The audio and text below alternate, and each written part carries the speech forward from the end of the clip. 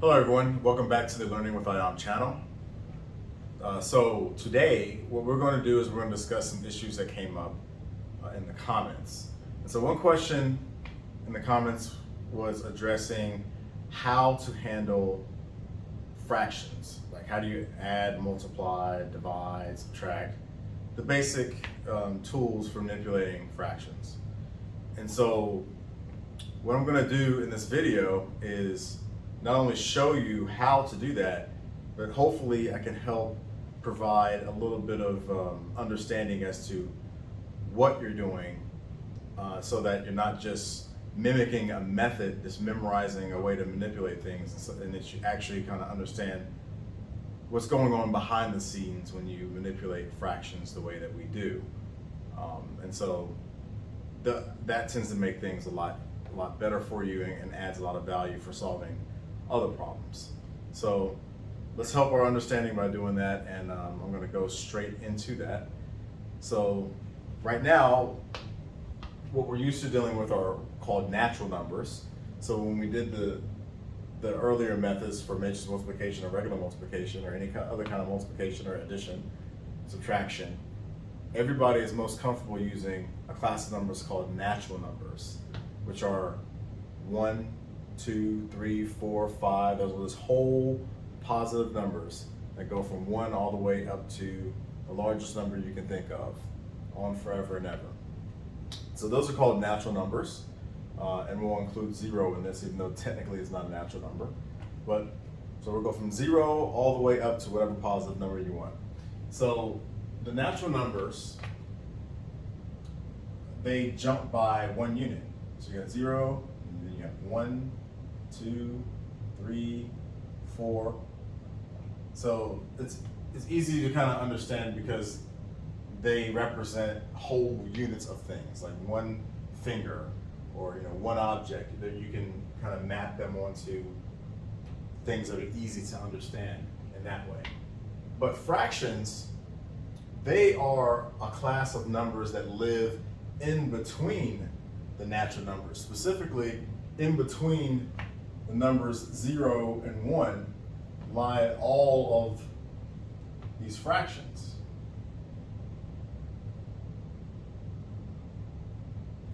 And so fractions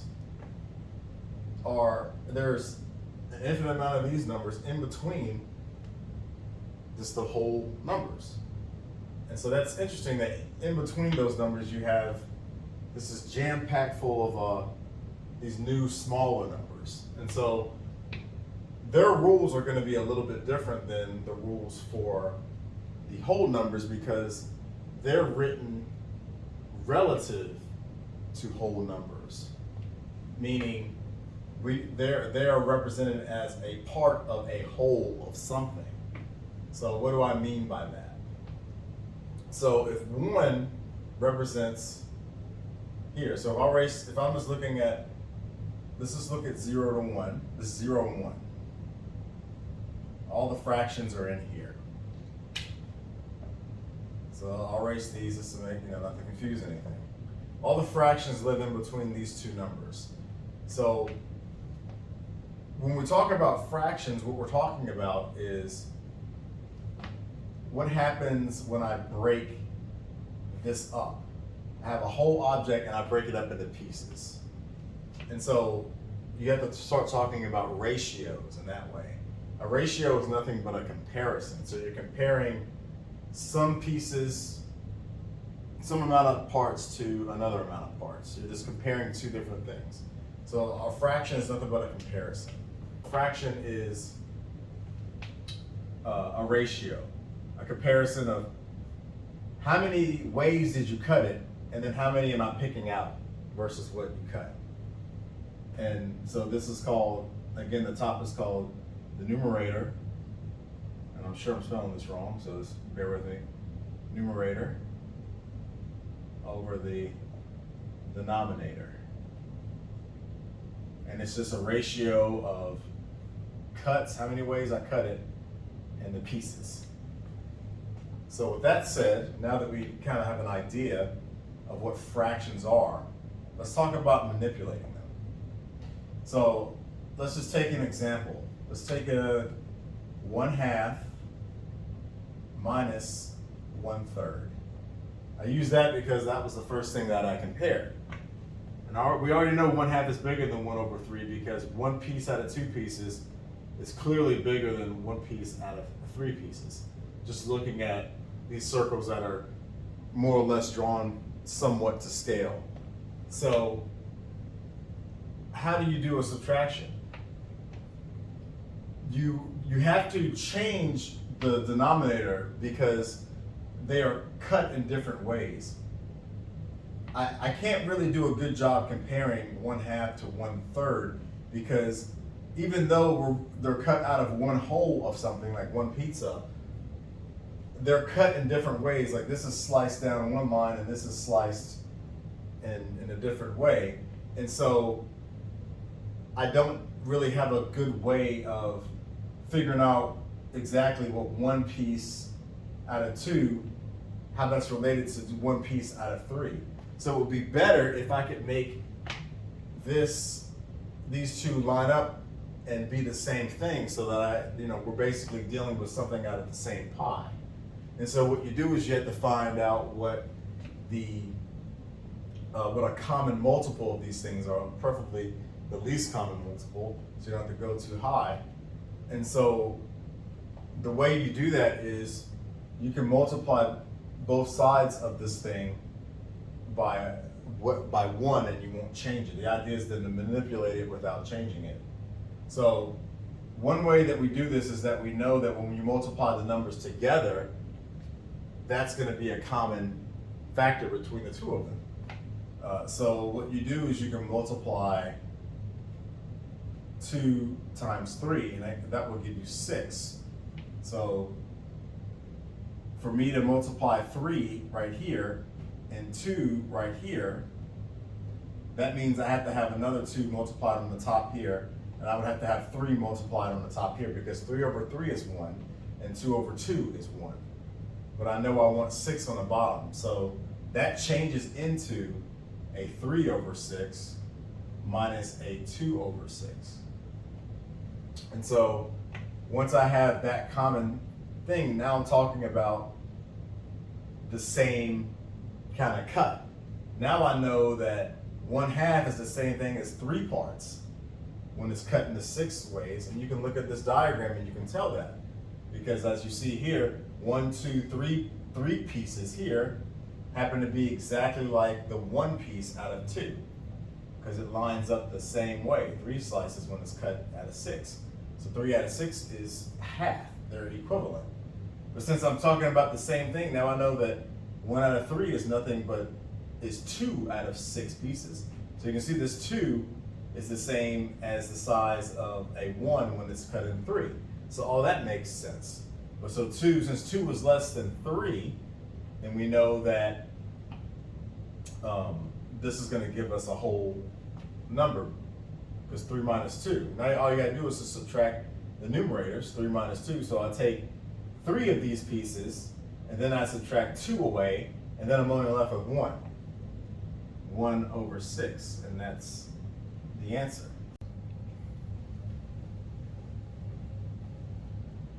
Okay, now that we have a stronger understanding about how fractions work and what they are, let's look at another example. So suppose we're given the problem, solve 5/6 minus 3/8. So the first step is to figure out how to rewrite these expressions so that the denominators, meaning the bottom piece, are the same number. So basically you want the pie to be sliced the same way so that we're comparing the same thing, right? As they're written right now, they're not the same. So the very first step we have to do is figure out what the least common multiple is between the bottom, the denominator, 6 and 8. One way that you can find a common factor is just to multiply 6 times 8, and you know that will work. But you have to end up simplifying it in the end because you'll have numbers that can be divided by themselves. So that's why we want to find the least common multiplier, meaning the smallest number that both of these numbers can be divided into. And so a good way to do that is by making a chart, which I've shown over here at the top right. So the reason why we're doing that is we're going to rewrite 5 over 6 minus 3/8 as this expression down here now. This is just for grouping and organizing so it looks nice. There's no need to be scared of these brackets and these parentheses. All it is just for organization purposes. What we're looking at here is nothing but 5, 6 minus 3/8. This expression here is going to be equal to a 1, because 1 times any number is itself, but we got to figure out what that 1 is. So it's going to be the least common multiplier between 6 and 8 is going to be the bottom and the top for this one, as well as for this one. It's going to be the bottom and the top, and we'll figure out what that is depending on what number multiplies by the denominators to get the least common multiplier. And so the way we find that number is by looking at this chart. So what this chart is basically, this x here is actually a times. So the numbers that we're interested in is 6 and 8. And what we want to do is figure out, okay, when I multiply by 2, 3, 4, 5, what value do I get? And I can go all the way, I can go on, forever, but you want to see when these numbers start to match up. And so we already can tell here from the chart that they match up at 24. That's a matching number. So that 24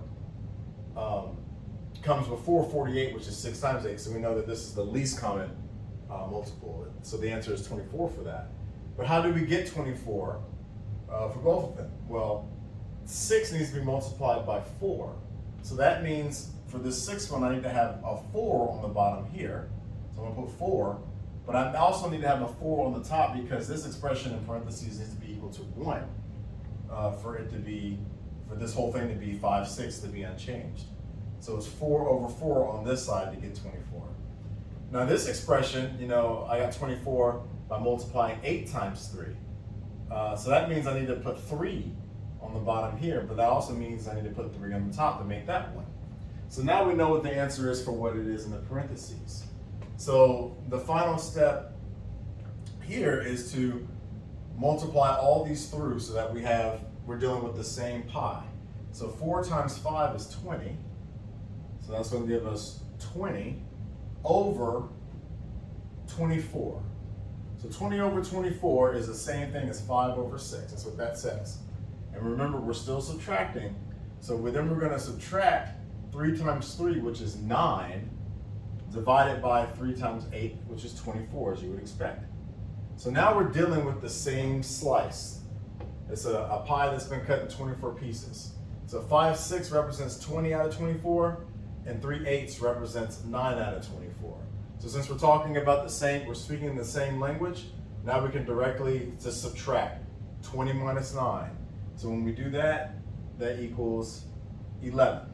So you get 11 over 24 as your final answer. And so that is how you would go by solving this problem, by comparing the bases. So addition and subtraction both work the same way. This example of subtraction, but addition would work the exact same way. The whole goal of this is just to find the common base. So this is how the machinery works. Okay, so to summarize what we have learned in this video, I have the following list. The first thing we learned is that fractions represent ratios of pieces to slices, as opposed to just being individual pieces on their own, like whole numbers. The next thing we learned that when you add or subtract these fractions, the most important thing to do is to check to see if the bottoms or the denominator of the fractions match.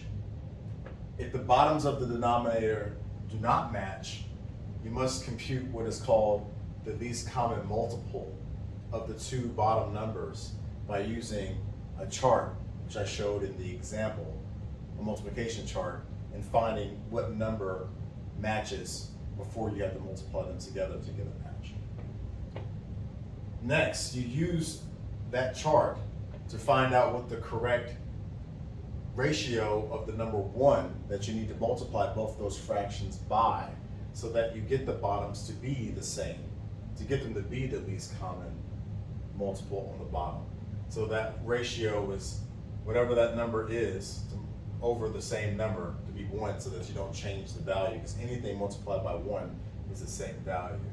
So that's the next step after you find what that least common multiple is. And then you multiply that 1 ratio to each fraction. The ratio will be different for each fraction. The last step is, once the bottoms match after doing the multiplication of that special 1 ratio that you computed from the least common multiple chart, you can then add or subtract the top numbers from the fraction, which is called the numerators, and then you just write that top value that you get from either adding or subtracting, depending on what the problem is. You write that over what the least common multiple was that you discovered from the chart, and then that's your answer. So I hope this answered the question. Not only answered the question, but it gave you insight into what fractions are and what you're actually doing. And I hope you understand now more clearly how to manipulate them from addition and subtraction. The next video I'll focus on multiplication and division, and I hope this was helpful. Again, if you like this type of content, please hit the like button and the subscribe button, and also you can click the notification bell so you can find out when I'm dropping any more new content. And I hope to see everyone soon. Thank you.